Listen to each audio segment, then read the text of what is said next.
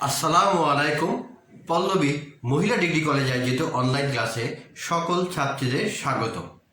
আমি মোহাম্মদ শাফায়েত হাসান, প্রভাষক, finance, banking ও বিমা। আজ আমি তোমাদের মাঝে হাজির হয়েছি অনার্স চতুর্থ বর্ষের ক্লাস নিয়ে। আজকে আমি চলতি মূলধনের চলতি মূলধনের যে গুরুত্বপূর্ণ সূত্রগুলো আছে সেই সূত্রগুলা নিয়েই আমি আলোচনা করব। আজকে আমি working capital management and financial statement এই বইয়ের অর্থাৎ তোমাদের চতুর্থ বর্ষের এই ক্লাসের প্রথম অধ্যায় চলতি মূলধন ব্যবস্থাপনা এর আজকে আমরা দেখব বা কার্যকরী মূলধন ব্যবস্থার গুরুত্ব সম্পর্কে আজকে আমি তোমাদের মাঝে বিস্তারিত আলোচনা করব। তো ক্লাসের শুরুতেই আমি ধন্যবাদ জানাচ্ছি মহান আল্লাহ তাআলাকে, যিনি এই করোনা মহামারীর সময় আমাদের সুস্থ সবল রেখেছেন। আমি আরও ধন্যবাদ জানাচ্ছি আমাদের অধ্যক্ষ, উপাধ্যক্ষ, অনলাইন ক্লাসের সাথে সংযুক্ত সকল শিক্ষক মণ্ডলীকে। সকলকে সালাম ও শুভেচ্ছা জানিয়ে আমি আমার আজকের ক্লাস শুরু করছি। প্রথমে আমরা আজকে শিখব কার্যকরী মূলধনের গুরুত্ব। অর্থাৎ কার্যকরী মূলধনের গুরুত্ব খুবই একটা ইম্পর্টেন্ট কোশ্চেন। এটা তোমাদের ন্যাশনাল ইউনিভার্সিটিতে 4 মার্কের জন্য আসতে পারে, তাই এই কোশ্চেনটা তোমাদের খুবই গুরুত্বপূর্ণ বিধায় আমি আজকে এই কোশ্চেনটা আলোচনা করব। তো দেখো, প্রথমে আছে কাঁচামাল সরবরাহ, বিক্রয়যোগ্য পণ্য সরবরাহ, দৈনন্দিন নির্বাহ খরচ মেটানো, ঋণ পরিশোধের সক্ষমতা, ঋণ প্রাপ্তির সুযোগ, সুনাম বৃদ্ধি, দক্ষতা ও উৎপাদনশীলতা বৃদ্ধি, নগদ বাট্টা প্রাপ্তির সম্ভাবনা, সংকটের সমাধান। এই কয়েকটা পয়েন্ট এখন আমি তোমাদের মাঝে বিস্তারিত বর্ণনা করব। 1 নাম্বার দেখো, কাঁচামাল সরবরাহ। অর্থাৎ কার্যকরী মূলধন কাঁচামাল সরবরাহের ক্ষেত্রে কি পরিমাণ ভূমিকা রাখে তা আমি একটু বর্ণনা করছি। তোমরা একটু লক্ষ্য রাখো। দেখো, কাঁচামাল সরবরাহ অর্থাৎ কার্যকরী মূলধন ছাড়া উৎপাদনের কথা কল্পনা করা যায় না। কাঁচামাল দিয়ে উৎপাদন প্রবাহ শুরু হয়। উৎপাদন প্রবাহ শুরু ও চালু রাখার জন্য যে কাঁচামাল প্রয়োজন তা কার্যকরী মূলধন সংগ্রহে সাহায্য করে। অর্থাৎ একটা ফ্যাক্টরি, তোমরা একটা চিন্তা করো, একটা ফ্যাক্টরি, এই ফ্যাক্টরির যে কাঁচামাল, সেই কাঁচামাল কী হবে, সরবরাহ করবে বা ক্রয় করবে। এই ক্রয় করার জন্য দরকার কি, পর্যাপ্ত পরিমাণে এই কার্যকরী মূলধন বা চলতি মূলধন। এই মূলধন অবশ্যই দরকার। যদি এই মূলধন পর্যাপ্ত পরিমাণে প্রতিষ্ঠানে না থাকে, তাহলে প্রতিষ্ঠান কি করবে, তাদের লক্ষ্যমাত্রায় কাঁচামাল ক্রয় করতে পারবে না। আর লক্ষ্যমাত্রায় কাঁচামাল ক্রয় করতে না পারলে প্রতিষ্ঠানে অবশ্যই উৎপাদন ব্যাহত হবে। তাই কাঁচামাল সরবরাহ একটা খুব গুরুত্বপূর্ণ বিষয়। 2 নাম্বার দেখো, বিক্রয়যোগ্য পণ্য সরবরাহ।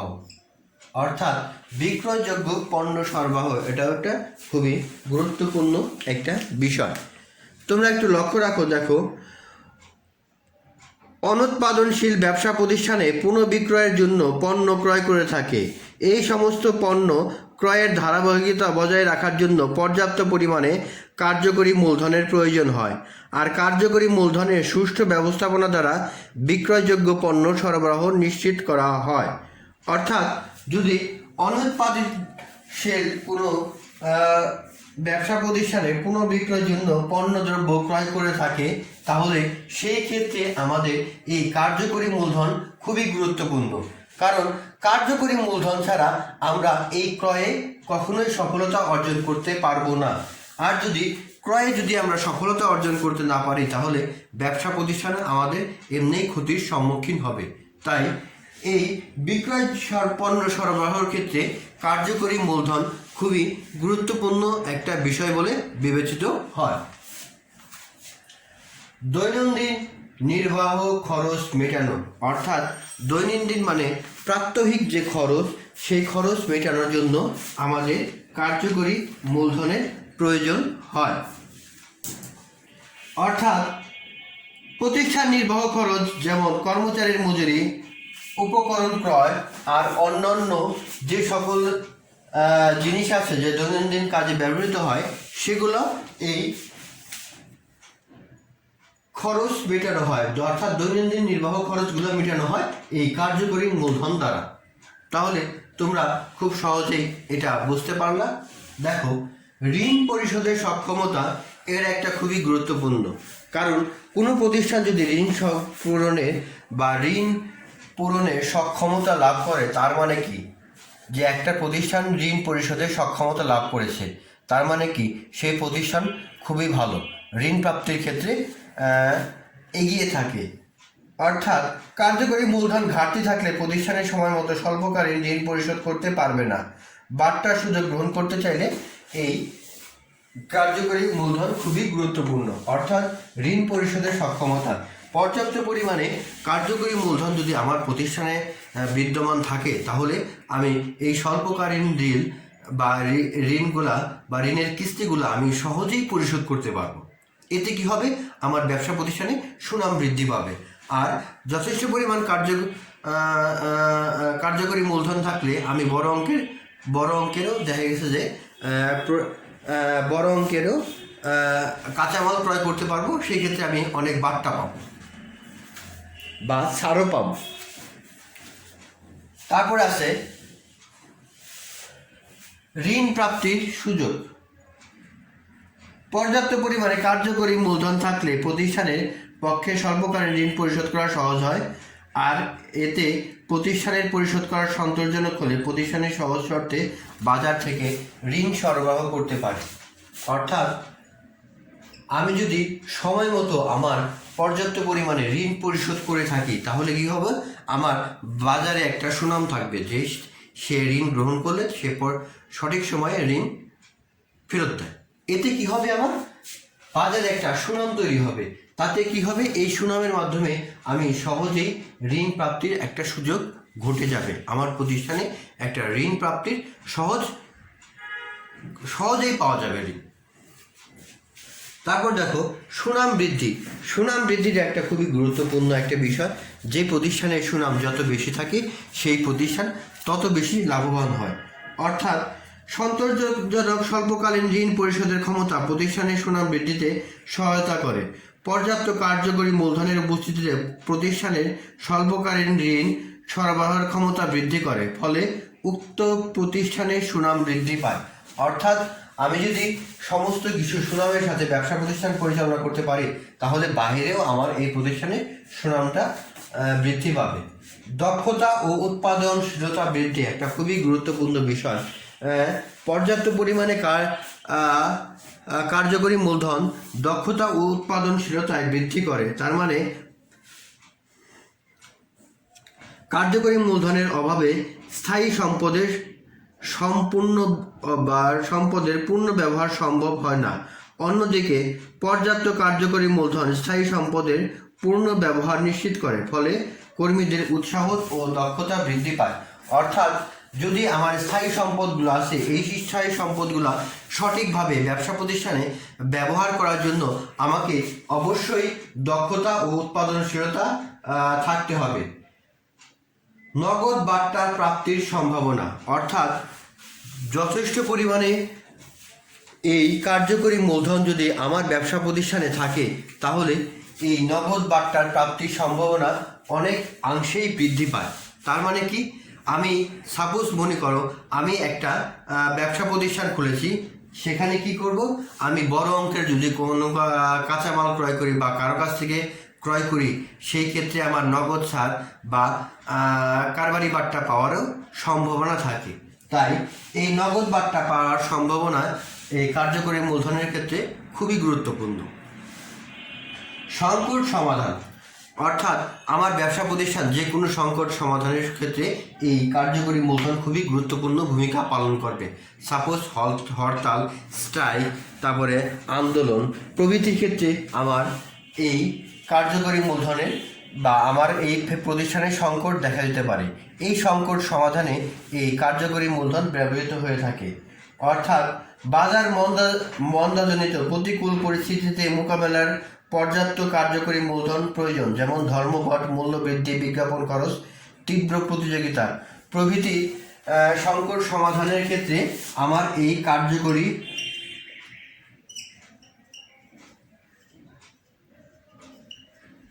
মূলধন প্রয়োজন। তার মানে তোমরা ভালো মতো বুঝতে পেরেছ কার্যকরী মূলধনের গুরুত্ব। কাঁচামাল সরবরাহ, বিক্রয়যোগ্য পণ্য সরবরাহ, দৈনন্দিন নির্বাহ খরচ মেটানো, ঋণ পরিশোধের সক্ষমতা, ঋণ প্রাপ্তির সুযোগ, সুনাম বৃদ্ধি, দক্ষতা, উৎপাদনশীলতা বৃদ্ধি, নগদ বার্তা প্রাপ্তির সম্ভাবনা, সংকটে সমাধান। তার মানে তোমরা ভালো মতো বুঝতে পেরেছ নিশ্চয়ই। আমি এখন তোমাদের কার্যকরী মূলধনের বিভিন্ন উপাদান সম্পর্কে আলোচনা করব।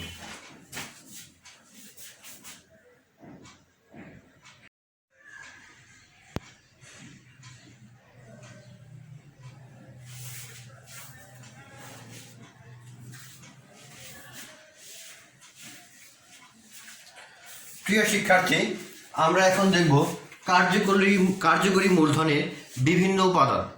যে উপাদানগুলো ব্যবসা প্রতিষ্ঠানে এই কার্যকরী মূলধনের যে প্রভাব বিস্তার করে সেগুলাই আমরা এখন আলোচনা করব। তো আলোচনার শুরুতেই দেখো, প্রথমে আছে 1 নাম্বার কারবারের প্রকৃতি, 2 কারবারের আয়তন, 3 উৎপাদন প্রক্রিয়া, 4 বাণিজ্য চক্র, 5 উৎপাদন নীতি, 6 ক্রয় বিক্রয় শর্ত, 7 কাঁচামাল সরবরাহ, 8 কারবার সম্প্রসারণ, 9 প্রতিযোগিতা মাত্র, 10 প্রযুক্তি পরিবর্তন, 11 লভ্যাংশ নীতি, 12 আবর্তনের দ্রুততা, 13 অবচয় নীতি, 14 মূল্য স্তরের পরিবর্তন, 15 অন্যান্য উপাদান। এই উপাদান সম্পর্কে আমি এখন তোমাদের বিস্তারিত বর্ণনা করছি। 1 নাম্বার লক্ষ্য রাখো, দেখো কারবারের প্রকৃতি। কারবারের প্রকৃতিটা কি?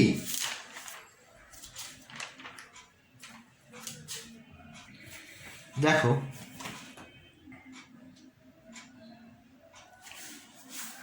কারবারের প্রকৃতিটা হলো কার্যকরী মূলধনের যে এই উপাদানগুলা সব প্রতিষ্ঠানে একই রকম লাগে না, তাই কারবারের প্রকৃতিটাও একটু ভিন্ন হয়ে থাকে। একটু লক্ষ্য রাখো, কার্যকরী মূলধনের পরিমাপ প্রাথমিকভাবে কারবারের প্রকৃতির উপরে নির্ভর করে। জনহিতকর প্রতিষ্ঠানগুলো যেমন রেলওয়ে, ওয়াসা, বিদ্যুৎ সরবরাহ, গ্যাস সরবরাহ ইত্যাদি ক্ষেত্রে বেশিরভাগ ক্ষেত্রে নগদ অর্থের বিনিময় ঘটে থাকে বা অল্প সময়ের বাকিতে ঘটে থাকে। এই কারণে এ ধরনের প্রতিষ্ঠানে কার্যকরী মূলধনের প্রয়োজন খুব কম হয়। আবার দেখো, উৎপাদনকারী প্রতিষ্ঠানগুলো ধারে পণ্য বিক্রয় করা হয়। এই ধরনের প্রাতিষ্ঠানিক কার্যকরী মূলধনের পরিমাণ উল্লেখযোগ্যভাবে বেশি হয়। ক্রয় বিক্রয়ে নিযুক্ত প্রতিষ্ঠানের কার্যকরী মূলধনের পরিমাণ উৎপাদনকারী প্রতিষ্ঠানের তুলনায় কম হয়। অর্থাৎ দ্রুত নগদ অর্থ প্রদান, স্বল্পকালীন দেনা পরিশোধ করতে হয়। আর্থিক প্রতিষ্ঠানগুলোকে প্রচুর পরিমাণে এই কার্যকরী মূলধন সংরক্ষণ করতে হয়। অর্থাৎ প্রতিষ্ঠানের প্রকৃতি অনুযায়ী এখানে কার্যকরী মূলধনের কি পরিমাণ সংরক্ষণ করতে হবে। সাপোজ আমি উদাহরণ দিয়ে বুঝাচ্ছি, যদি আমাদের বিদ্যুৎ, গ্যাস, পানির যে ওয়াসাগুলো আছে তারা যদি এই করে, তাদের প্রত্যেকটা দেখবা প্রতি মাসে মাসে আমাদের বিদ্যুৎ বিল দিতে হচ্ছে, পানির বিল দিতে হচ্ছে, গ্যাস বিল দিতে হচ্ছে। তার মানে কি, তাদেরটা নগদে হচ্ছে।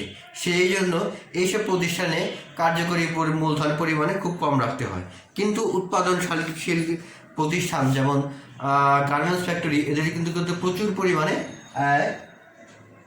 কার্যকরী মূলধন সংরক্ষণ করতে হয়, কারণ এদের অনেক সময় বাকি টাকি থাকতে পারে, তারপরে ধারে কাঁচামাল ক্রয় প্রভৃতি থাকতে পারে। সেই জন্য এদেরকে প্রচুর পরিমাণে এই এই কার্যকরী মূলধন সংরক্ষণ করতে হয়। কারবারের আয়তন একটা খুবই গুরুত্বপূর্ণ।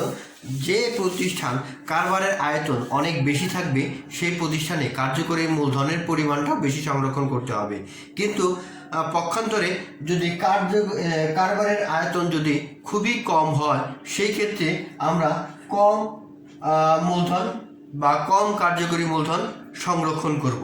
অর্থাৎ প্রতিষ্ঠানের আয়তন বড় হলে আমাদের কার্যকরী মূলধনের পরিমাণটাও অনেক বেশি হবে, আর প্রতিষ্ঠানের আয়তন যদি কম হয় তাহলে আমাদের কার্যকরী মূলধনের পরিমাণটাও কম হবে।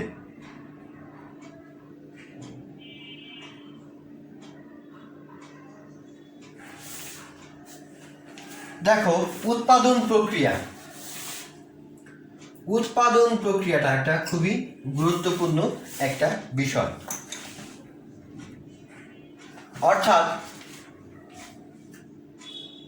কাঁচামাল ক্রয় থেকে শুরু করে এই পূর্ণাঙ্গ প্রক্রিয়াজাতকরণের সময় অনেক সময় লাগে।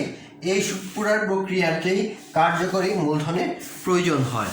এই ক্ষেত্রে উৎপাদন প্রক্রিয়াটা যদি একটু দীর্ঘায়িত হয় বা একটু দীর্ঘ সময়ের জন্য হয় তাহলে এই কার্যকরী মূলধনটা বেশি লাগবে। অর্থাৎ উৎপাদন প্রক্রিয়াটা আমার যদি বেশি সময় লাগে তাহলে কার্যকরী মূলধনের পরিমাণটা বেশি লাগে। আর যদি এই উৎপাদন প্রক্রিয়াটা খুবই কম সময়ের মধ্যে হয়ে থাকে তাহলে এই ক্ষেত্রে কার্যকরী মূলধনের পরিমাণটাও আমার ব্যবসা প্রতিষ্ঠানে কম লাগবে। অর্থাৎ উৎপাদন প্রক্রিয়ার দীর্ঘ সময় ও স্বল্প সময়ের উপর নির্ভর করে এই কার্যকরী মূলধনের পরিমাণটা। 4 নাম্বার দেখো, বাণিজ্যিক চক্র।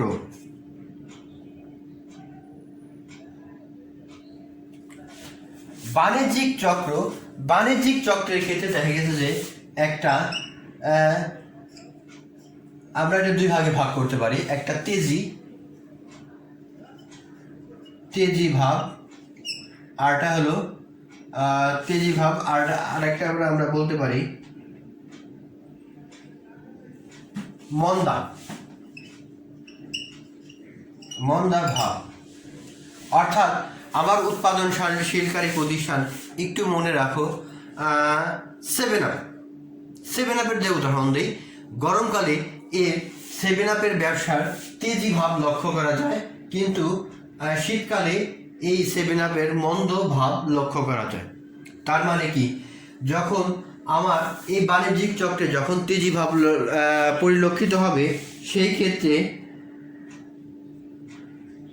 পণ্যের চাহিদা, উৎপাদন এবং দাম বাড়বে, ফলে বেশি কার্যকর মূলধনের প্রয়োজন হয়। অর্থাৎ বেশি উৎপাদন হবে, দাম বেশি পাবো, বিক্রি বেশি পাবে, নগদ টাকা বেশি আসবে, লাভ বেশি আসবে। সেই ক্ষেত্রে এই তেজি ভাবের সময় আমার এই কার্যকরী মূলধনটা বেশি লাগবে। কিন্তু যখন মন্দাভাব পরিলক্ষিত হবে, বিক্রি হবে না, কাঁচামাল কম লাগবে, তখন আমার এই কার্যকরী মূলধনের পরিমাণটাও কম লাগবে। তারপরে দেখো, উৎপাদন নীতি খুবই গুরুত্বপূর্ণ একটা নীতি।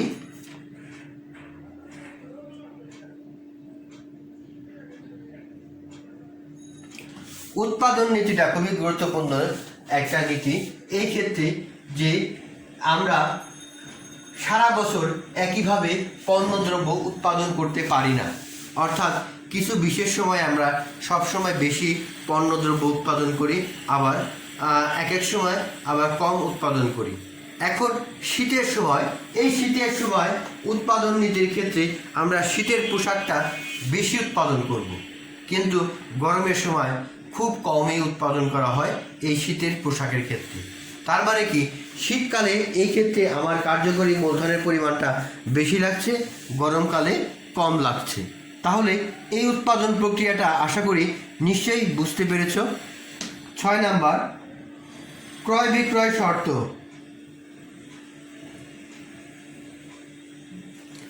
ক্রয় বিক্রয় শর্ত অর্থাৎ ব্যবসা প্রতিষ্ঠানের পণ্য যেগুলো আমরা ক্রয় বিক্রয় কিভাবে করব।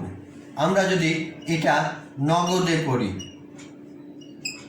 নগদে ক্রয় বিক্রয়, আরটা হলো বাকিতে ক্রয় বিক্রয়। যখন আমরা এই ক্রয় বিক্রয়টা নগদে করব, তার মানে কি, আমার টাকা, আমি আমার মালামাল কিনতেছি নগদে, বিক্রি করতেছি নগদে, তার মানে কি টাকা আসতেছে যাচ্ছে, সেই ক্ষেত্রে আমার টাকা কিন্তু দ্রুতই, মানে চলতি সম্পদগুলো দ্রুতই অর্থে রূপান্তরিত হচ্ছে।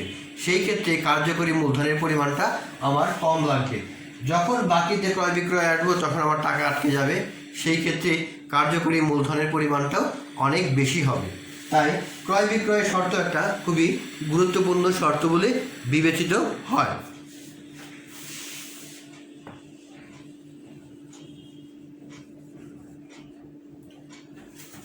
7 নাম্বার দেখো, কাঁচামাল সরবরাহ।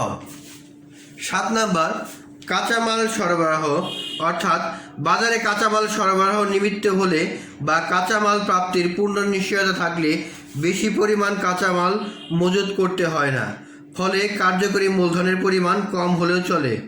অন্যদিকে বাজারে কাঁচামাল সরবরাহ অনিয়মিত বা বিলম্বিত হলে এবং ঋতুগত প্রকৃতির প্রতিষ্ঠানের বেশি পরিমাণ কাঁচামাল মজুত রাখতে হয়, এক্ষেত্রে কার্যকরী মূলধনের পরিমাণ বেশি লাগে। অর্থাৎ যদি আমি কাঁচামাল নিয়মিত পেতে থাকি, সরবরাহকারীর কাছে নিকট থেকে কাঁচামাল পাচ্ছি, তার মানে কি সেই ক্ষেত্রে আমার কার্যকরী মূলধনের পরিমাণটা অনেক কম হবে। আবার যদি দেখা গেছে যে কাঁচামাল সরবরাহ বিঘ্ন ঘটছে, দেখা গেছে যে বিভিন্ন কারণে, সেই ক্ষেত্রে আমার এই কার্যকরী মূলধনের কাঁচামালগুলা কিনে স্টক রাখতে হবে, ফলে কি হবে, আমার কার্যকরী মূলধনের পরিমাণটা বেশি রাখবে। একটা উদাহরণ দিই, যেমন আমের সিজনে আম উৎপাদিত হচ্ছে, আমরা কিনে জুস বানাচ্ছি, যেমন প্রাণ ম্যাঙ্গো জুস বানাচ্ছে, কিন্তু যখন আমের সিজন শেষ হয়ে যায় এরা কী করে, এরা আমটার আগে কিনে একটা বাল্ব বানায়, এই বাল্ব থেকে সারা বছর ওরা এই আমগুলো সাপ্লাই দেয়। এই ক্ষেত্রে কি হচ্ছে, কাঁচামাল সরবরাহটা একটা খুবই গুরুত্বপূর্ণ বিষয় বলে বিবেচিত হচ্ছে।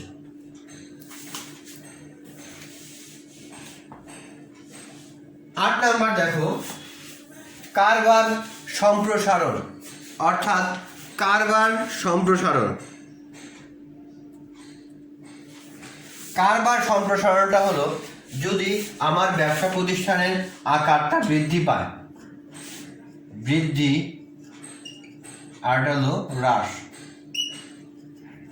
যদি আমার ব্যবসা প্রতিষ্ঠানের আয়তন বৃদ্ধি পায়, সেই ক্ষেত্রে আমার কার্যকরী মূলধনের পরিমাণটা অনেক বেশি লাগবে। যদি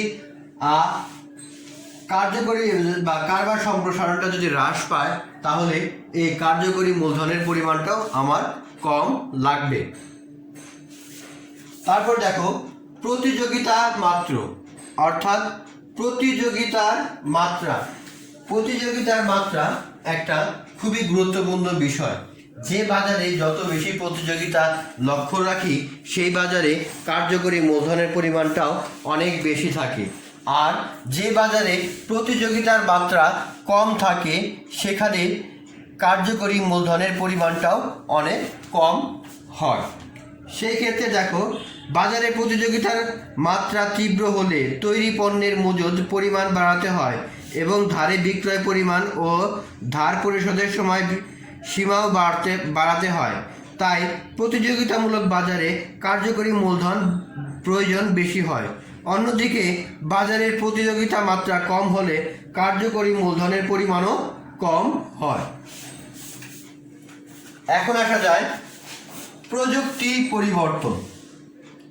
প্রযুক্তি পরিবর্তন, অর্থাৎ প্রযুক্তি পরিবর্তন। প্রযুক্তি পরিবর্তন একটা খুবই গুরুত্বপূর্ণ বিষয় বলে বিবেচিত হয়ে থাকে। অর্থাৎ প্রযুক্তির যে উন্নয়ন, সেটা এই ব্যবসা প্রতিষ্ঠানে ছোঁয়া লাগে। যে প্রতিষ্ঠানে কার্যকর মূলধন দ্রুত আবর্তিত হয়, সেই প্রতিষ্ঠানে উন্নত প্রযুক্তি ব্যবহারের ফলে উৎপাদন প্রক্রিয়া উন্নত হয়। অপচয় হ্রাস পায়, কর্মীদের দক্ষতা বাড়ে এবং কাঁচামালের বিনিয়োগ পরিমাণ কমে। এমগত অবস্থায় কার্যকর মূলধনের প্রয়োজন কম হয়। পক্ষান্তরে সনাতন পদ্ধতিতে উৎপাদন প্রক্রিয়া চালানো হলে তুলনামূলকভাবে কার্যকরী মূলধনের পরিমাণটা বেশি প্রয়োজন হয়। অর্থাৎ আমি যখন প্রয়োজনে মেশিনপত্র, উন্নত মেশিন, উন্নত কাঁচামাল বা দক্ষ ব্যবস্থাপনা আমি ব্যবহার করব, যার উন্নত প্রযুক্তি ব্যবহার করব, সেই ক্ষেত্রে আমার কার্যকরী মূলধনের পরিমাণটা কম হবে। আবার যদি আমি সনাতন পদ্ধতি ব্যবহার করি সেই ক্ষেত্রে আমার কার্যকরী মূলধনের পরিমাণটাও অনেক বেড়ে যাবে। তারপর দেখো লভ্যাংশ নীতি, আবর্তনের দ্রুততা বা লভ্যাংশ নীতিটা একটা খুবই গুরুত্বপূর্ণ। এখানে লভ্যাংশ নীতি বলতে সেই নীতিকেই বোঝানো হবে। অর্থাৎ একটু লক্ষ্য রাখো, কার্যকরী মূলধনের পরিমাণ প্রতিষ্ঠানের লভ্যাংশ নীতির উপর নির্ভর করে। লভ্যাংশ প্রদানের হার বেশি হলে বেশি পরিমাণ নগদ অর্থের বহির্গমন ঘটে, ফলে বেশি পরিমাণ কার্যকরী মূলধন প্রয়োজন হয়। অন্যদিকে লভ্যাংশের হার কম হলে, সংরক্ষণের হার বেশি হলে কার্যকরী মূলধনের প্রয়োজন কম পড়ে। অর্থাৎ লভ্যাংশ যদি আমি বেশি পরিমাণ শেয়ার হোল্ডারদের মাঝে বিতরণ করি তাহলে কি হবে, আমার কার্যকরী মূলধনের পরিমাণ কার্যকরী মূলধনটা কমে আসবে। আবার যদি লভ্যাংশটা যদি কম বিতরণ করি তাহলে কার্যকর মূলধনটা অটোমেটিকলিভাবে বেড়ে যাবে। আবর্তনের দ্রুততা একটা খুবই গুরুত্বপূর্ণ বিষয়। যে সকল প্রতিষ্ঠানে যত বেশি দ্রুত আবর্তন হবে সেই সকল প্রতিষ্ঠানে এই আবর্তন বা কার্যকরী মূলধনটা কম লাগবে। অর্থাৎ দেখো, যে প্রতিষ্ঠানে কার্যকর দ্রুত আবর্তিত হয় সেই প্রতিষ্ঠানে কার্যকর মূলধনের প্রয়োজন কম হয়। আবার যে প্রতিষ্ঠানে কার্যকর মূলধন ধীরে আবর্তিত হয় সেই সকল কার্যকর মূলধনের প্রয়োজন বেশি পড়ে। অর্থাৎ আবর্তনের দ্রুততা, যে প্রতিষ্ঠানে যত বেশি আবর্তিত হবে বা ঘুরে আসবে, বা একবার বিক্রি করলাম আবার বিক্রি করলাম, ওই টাকাতে ব্যবহার করে আবার বিক্রি করলাম, এতে কি হবে, প্রতিষ্ঠানে লাভ হবে। এই ক্ষেত্রে কি হবে, কার্যকরী মূলধন পরিমাণটা কম লাগবে। যদি আবর্তনের সময় বেশি লাগে সেই ক্ষেত্রে কি হবে, আমার কার্যকরী পরিমাণটাও বেশি লাগবে। অর্থাৎ দ্রুততা যত হবে তত কার্যকরী মূলধন কম হবে। আর যদি এটা আস্তে হয় তাহলে এটা বেশি হবে। কার্যকরী উপাদানগুলো বা মূলধনের পরিমাণটা সেই ক্ষেত্রে অনেক বেশি হবে। অপচয় নীতিটা খুবই গুরুত্বপূর্ণ। অপচয় নীতির ক্ষেত্রে আমরা কি পদ্ধতি ব্যবহার করতে পারি তা আমি বর্ণনা করছি। দেখো, অপচয় নগদ খরচ নয়, তাই এই জন্য নগদ অর্থের আবির্ভাব ঘটে না, কিন্তু অপচয় ধার্যের পরিমাণ দ্বারা কার্যকর মূলধন প্রবাহিত হয়। অপচয়ের পরিমাণ বেশি ধার্য করা হলে লাভের পরিমাণ কমে, বন্টনযোগ্য লাভ কমে, লভ্যাংশ কম দিতে হয়, কর আদায় কম হয়, এতে হাতে অর্থের মজুদ বাড়ায়। এক্ষেত্রে কার্যকর মূলধনের পরিমাণ কম হয়। অন্যদিকে অপচয় কম ধার্য হলে কার্যকরের মূলধনের প্রয়োজন বেশি হয়। 14 নাম্বার দেখো, মূল্য স্তর পরিবর্তন। উৎপাদনের উপকরণগুলোর মূল্য স্তর বাড়লে উৎপাদনের স্তর অপরিবর্তিত রাখার জন্য অধিক পরিমাণে কার্যকরী মূলধনের প্রয়োজন হয়। সেই ক্ষেত্রে উৎপাদনের উপকরণাদির জন্য পূর্বের তুলনায় বেশি ব্যয় করতে হয় পরিমাণে কার্যকর মূলধনের প্রয়োজন হয়। অর্থাৎ বেশি পরিমাণে কার্যকর মূলধনের প্রয়োজন হয়, তা না হলে উৎপাদন পরিমাণ কমে যায়। অর্থাৎ মূল্য স্তর পরিবর্তন, যদি আমার কাঁচামালের দামটা বেড়ে যায় সেই ক্ষেত্রে কি হবে, অটোমেটিকলিভাবে আমার এই কার্যকরী মূলধনের পরিমাণটা বেশি হবে। যদি আমি বেশি ব্যবহৃত না করি তাহলে কি হবে, উৎপাদন প্রক্রিয়াটা কম হবে। এতে ব্যবসা প্রতিষ্ঠানে ব্যাপক ক্ষতি সাধিত হবে। অন্যান্য উপাদানগুলো খুবই গুরুত্বপূর্ণ একটা উপাদান। এই অন্যান্য উপাদানের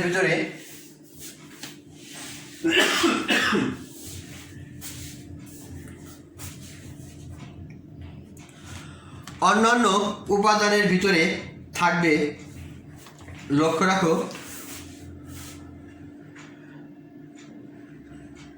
আরও অনেক বিষয় আছে যা প্রয়োজনীয় কার্যকর মূলধন নির্ধারণে বিশেষ ভূমিকা পালন রাখে। প্রতিষ্ঠানের ঋণ পরিশোধের সক্ষমতা, সুনাম, পরিবহন সুবিধা, ব্যবস্থাপনা দক্ষতা, সরকারের আমদানি রপ্তানি নীতি ইত্যাদি বিষয়গুলি প্রয়োজনীয় কার্যকর মূলধনের পরিমাণ নির্ধারণে ভূমিকা রাখে। অর্থাৎ ঋণ পরিশোধ করার ক্ষমতা, সুনাম, পরিবহন ব্যবস্থা এবং ব্যবস্থাপনার দক্ষতা এবং সরকারি আমদানি রপ্তানির ক্ষেত্রেও এই কার্যকরী মূলধনের ব্যাপক ভূমিকা পরিলক্ষিত হয়। অর্থাৎ আমরা এই কার্যকরী মূলধনের বিভিন্ন উপাদানগুলো আমরা জানলাম। 1 নম্বরে দেখো, কারবারের প্রকৃতি সম্পর্কে জানছি। কারবারের আয়তন, উৎপাদন প্রক্রিয়া, বাণিজ্য চক্র, উৎপাদন নীতি, ক্রয় বিক্রয়,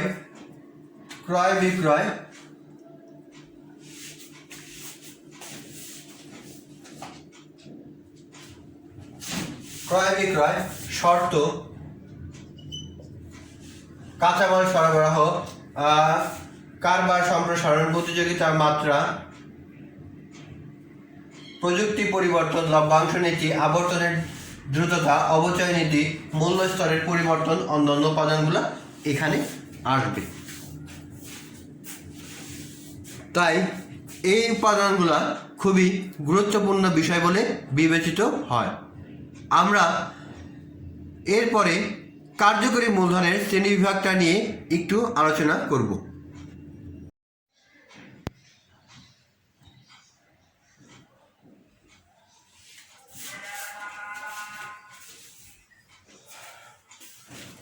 প্রিয় শিক্ষার্থী, আমরা এখন দেখব কার্যকরী মূলধনের শ্রেণীবিভাগ। এই কার্যকরী মূলধনের শ্রেণীবিভাগ সম্পর্কে আমরা এখন জানব। এই কার্যকরী মূলধনের শ্রেণীবিভাগ সাধারণত 2 ভাগে ভাগ করা যায়, বা এই শ্রেণীবিভাগ বিভিন্ন অর্থনৈতিক বিশেষজ্ঞগণ বিভিন্নভাবে বর্ণনা করেছে। তো দেখো, কার্যকরী মূলধনের শ্রেণীবিভাগগুলোকে 2 ভাগে ভাগ করা যায়। 1 ধারণা ভিত্তিক, 2 সময় ভিত্তিক। ধারণা ভিত্তিকের ভিতরে আছে দেখো মোট চলতি মূলধন, আর এটা আছে নিট চলতি মূলধন। এই নিট চলতি মূলধনকে 2 ভাগে ভাগ করা যায়। একটা হলো ঋণাত্মক চলতি মূলধন, 2 ধনাত্মক চলতি মূলধন। সময় ভিত্তিকে দেখো স্থায়ী চলতি মূলধন আর 2 পরিবর্তনশীল চলতি মূলধন। পরিবর্তনশীল চলতি মূলধনকে 2 ভাগে ভাগ করা যায়। 1 ঋতুগত চলতি মূলধন, 2 বিশেষ প্রয়োজনে চলতি মূলধন। আমরা এখন এই সকল চলতি মূলধন সম্পর্কে বিস্তারিত আলোচনা করব। প্রথমেই আমরা আসি ধারণা ভিত্তিক। আছে মোট চলতি মূলধন, নিট চলতি মূলধন। মোট চলতি মূলধন বলতে আমরা কি বুঝবো সেটা আমরা এখন বর্ণনা করব। দেখো, মোট কার্যকরী মূলধন, কোনো প্রতিষ্ঠানে মোট কার্যকরী সম্পদের পরিমাণ উক্ত প্রতিষ্ঠানের মোট কার্যকরী মূলধন বলা হয়ে থাকে। অন্যভাবে কোনো প্রতিষ্ঠানের নগদ অর্থ, ব্যাংকে গচ্ছিত অর্থ, দেনাদারসমূহ, প্রাপ্য বিল, অন্তর্মুজদ পণ্য, অগ্রিম প্রদত্ত ব্যয়সমূহ, স্বল্পমেয়াদী আমানত ও বিনিয়োগ সমষ্টিকে উক্ত প্রতিষ্ঠানের মোট কার্যকরী মূলধন বলা হয়ে থাকে। অর্থাৎ আমরা এভাবে বলতে পারি, gross working capital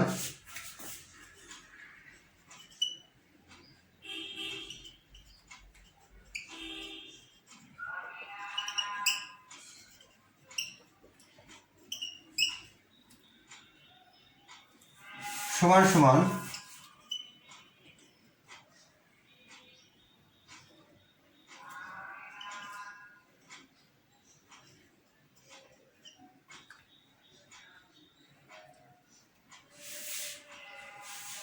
total current asset.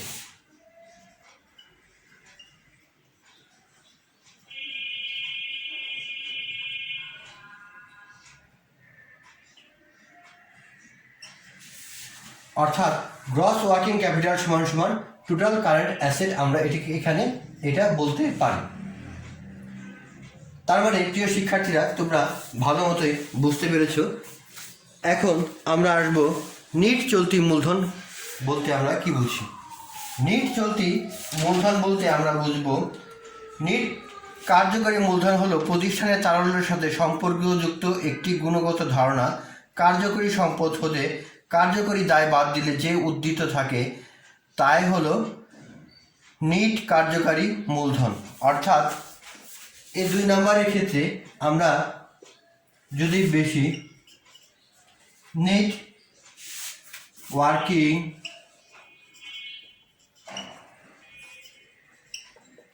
Capital সমান সমান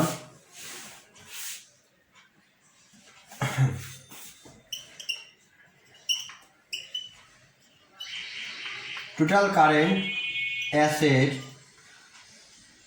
মাইনাস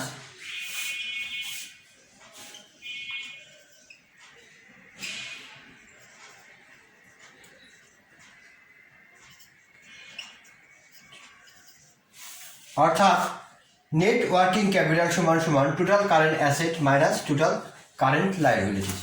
এটাকে আমরা নিট চলতি মূলধন হিসাবে ধরব। এই নিট চলতি মূলধনকে 2 ভাগে ভাগ করা যায়, 1 ঋণাত্মক চলতি মূলধন, 2 ধনাত্মক চলতি মূলধন।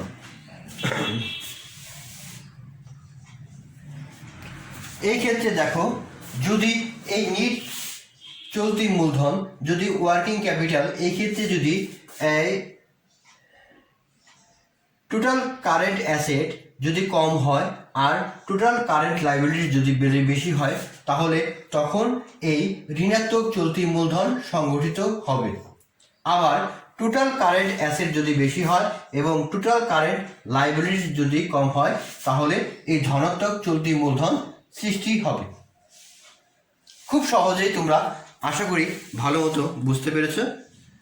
এখন আমি তোমাদের এই সময় ভিত্তিকের যে শ্রেণীবিভাগটা আছে সেটা নিয়ে আমি বর্ণনা করব।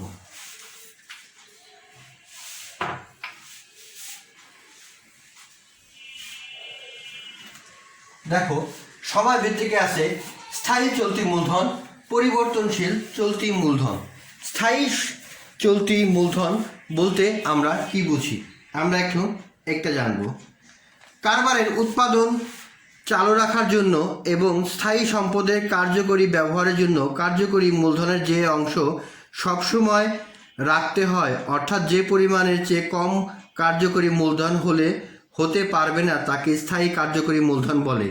এরূপ মূলধন কারবারের বিলোপ সাধন না হওয়া পর্যন্ত প্রত্যাবর্তন করা হয় না বা পরিবর্তন করা হয় না। অর্থাৎ যে পরিমাণ কার্যকরী মূলধন না হলে আমার ব্যবসা প্রতিষ্ঠান চলবেই না, সেই পরিমাণ কার্যকরী মূলধন সবসময় আমার হাতে রেখে দিতে হবে। আবার পরিবর্তনশীল চলতি মূলধন বলতে আমরা কি বুঝি? দেখো, স্থায়ী কার্যকরী মূলধনের অতিরিক্ত যে পরিমাণ কার্যকরী মূলধনের প্রয়োজন হয় তাকে উক্ত পরিবর্তনশীল বা অস্থায়ী কার্যকরী মূলধন বলা হয়। এই কার্যকরী মূলধনের পরিমাণ নির্দিষ্ট থাকে এবং পরিমাণ বিভিন্ন কারণে চাহিদা তারতম্য ঘটতে পারে। একটা ছক আকারে আমি একটু দেখাই দিচ্ছি।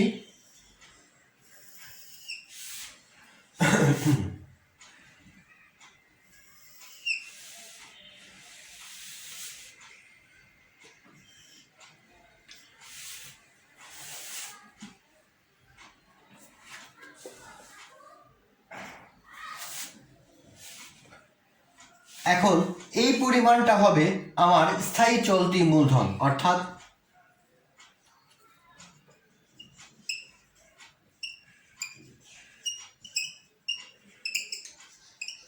আর উপরের পরিমাণটা হবে, সেটা এভাবেও আসতে পারে,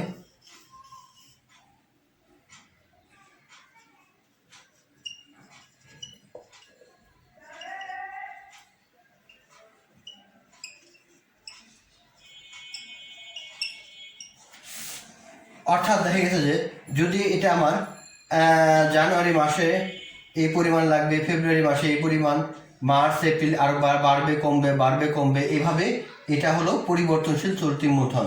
আর স্থায়ী চলতি মূলধনটা হলো মানে একটা ফিক্সড থাকবে। এই পরিমাণ কারবারি যে পর্যন্ত বিলোপ সাধন না হবে সে পর্যন্ত এটা ফিক্সডই থাকবে। তাহলে তোমরা এই উদাহরণের মাধ্যমে ভালো মতো বুঝতে পেরেছ। পরিবর্তনশীল চলতি মূলধনটাকে 2 ভাগে ভাগ করা যায়, একটা হলো ঋতুগত চলতি মূলধন আর একটা হলো বিশেষ প্রয়োজনে চলতি মূলধন। অর্থাৎ ঋতুগত চলতি মূলধন বলতে আমরা বুঝাবো অনেক সময় কারবারের বিশেষ প্রয়োজনে ঋতুর উৎপাদিত পণ্যের অধিক চাহিদা দেখা দেয়। এই ঋতুগত চাহিদার জন্য যে অতিরিক্ত কার্যকরী মূলধনের প্রয়োজন পড়ে তাকে ঋতুগত কার্যকরী মূলধন বলে। যেমন শীতকালে শীত বস্ত্র চাহিদার জন্য এই সময় শীত বস্ত্র উৎপাদনকারী প্রতিষ্ঠানগুলোতে প্রচুর পরিমাণে কার্যকরী মূলধনের প্রয়োজন পড়ে। আর বিশেষ প্রয়োজনে কার্যকরী মূলধনটা একটা হলো অপ্রত্যাশিত ঘটনার জন্য যখন অল্প সময়ের জন্য কার্যকরী মূলধনের প্রয়োজন পড়ে তখন সাময়িক কার্যকরী মূলধন বলে। যেমন কাঁচামালের ভবিষ্যতের মূল্য যদি বেড়ে যায় তাহলে কাঁচামালটা স্টক রাখার জন্য যে পরিমাণ অতিরিক্ত ক্রয় করা হবে সেটাই হবে বিশেষ প্রয়োজনে চলতি মূলধন। তাহলে প্রিয় শিক্ষার্থীরা, আশা করছি তোমরা আজকের ক্লাস ভালো মতোই বুঝতে পেরেছ।